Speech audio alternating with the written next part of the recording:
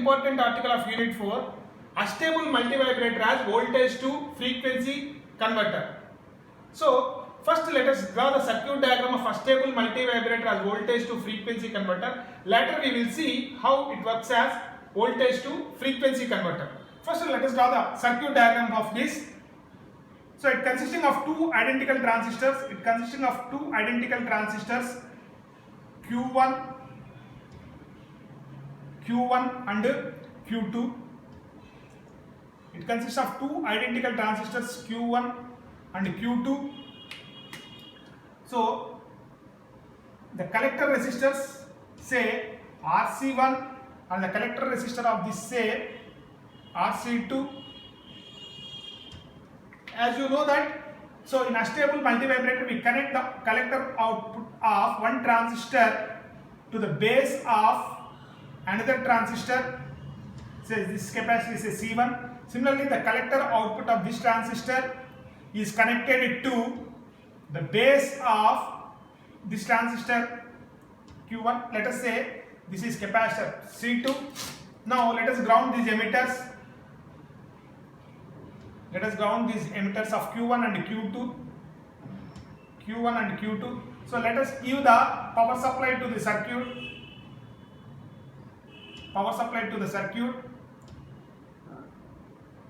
Now there is only one slight change in the circuit. Now say this is the resistor R1. So this is the resistor R2. Now connect R1 and R2 instead of plus VCC, just connect it to plus V volts. So that is the only slight change in the circuit diagram. Now where we take the output, we can take the output at the collector of Q2, say this is VC2, or at the collector of Q1, say VC1. So we get a square wave. At the collector of Q2, are exactly opposite to this waveform at Q1.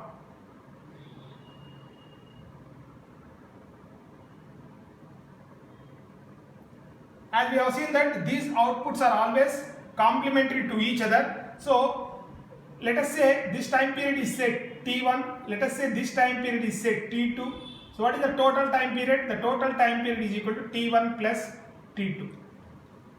So why this is called as voltage to frequency converter? Earlier when R1 and R2 is connected to VCC, it generates the square waveform whose time period is fixed. It will not change.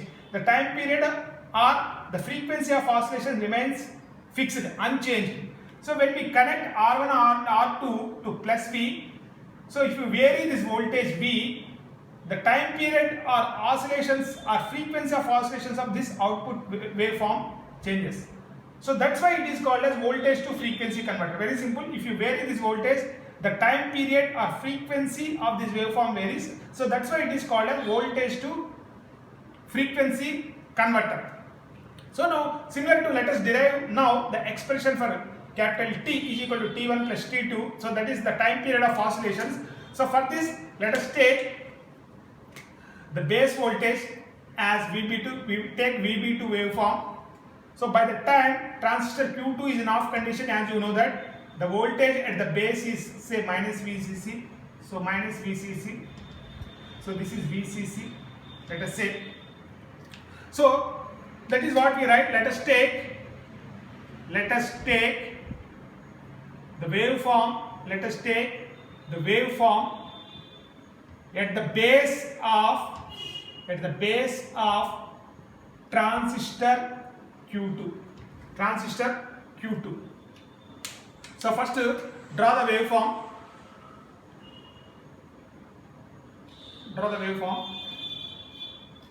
So what is this? This is VB2 waveform at the base, so 0. So when Q2 is in on condition, so the base to emitter voltage is VB is saturation. Once Q2 is in off condition, at that instant, so what is the voltage? The voltage is minus VCC. Now, once the capacitor C1 discharges, this voltage will become less and less negative. At some instant, it just reaches to the cut-in voltage of transistor Q2, and hence Q2 turns on.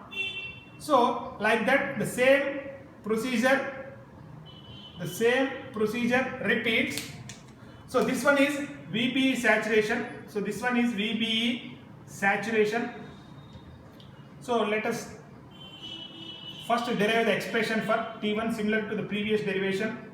Let us say this is the time period, say T1, duration T1. So slight change in this waveform is that, so once this capacitor discharges,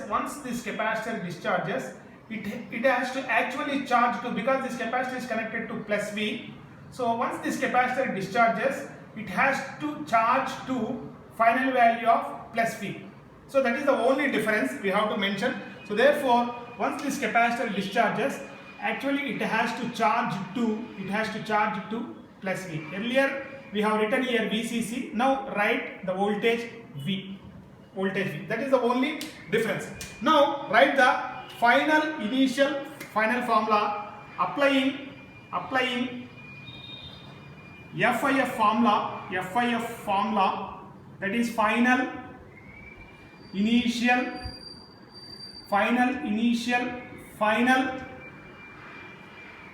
formula to base voltage. What is the base voltage? VB2. So VB2, first write the formula. So what is the formula? Simple formula, VB2. So VB2 is equal to V final plus V initial minus V final into e power minus T by RC. So here clearly mentioned one more point in the diagram. So what is this one? This one is, so you clearly mentioned this one. This one is capacitor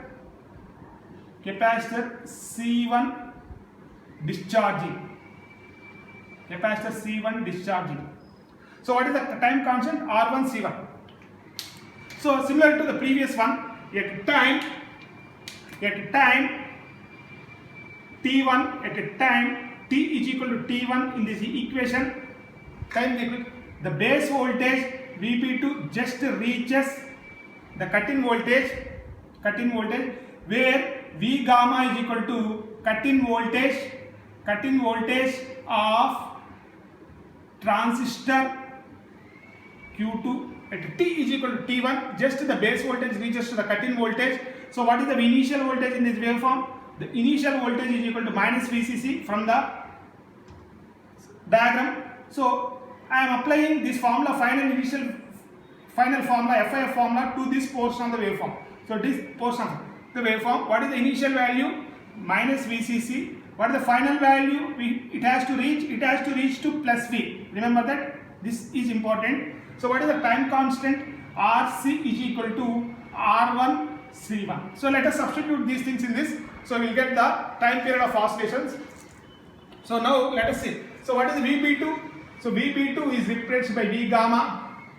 What is the final value? It has to reach to V plus F. What is the initial value of the waveform? Vc. What is the final value? It has to reach to V. So e power minus T1 by R1 C1. So let us take some approximations. Let us make some approximations in this equation. Let us assume that the cut-in voltage V gamma of transistor Q2 is equal to 0. So now let us substitute 0 here. So 0, so that is equal to V minus VCC minus plus V, take minus as common, into e power minus T1 by R1 C1. So take this term to the left side, so it will become VCC plus V into e power minus T1 by R1 C1 is equal to V. So just take V to this side and exponential to that side, so it will become e power T1 by R1 C1 is equal to 1 plus VCC by V. So taking natural logarithm on both sides, taking natural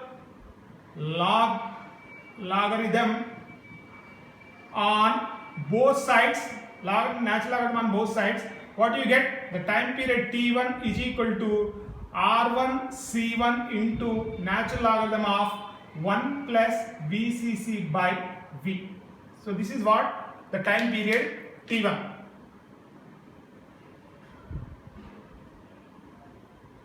Similarly, apply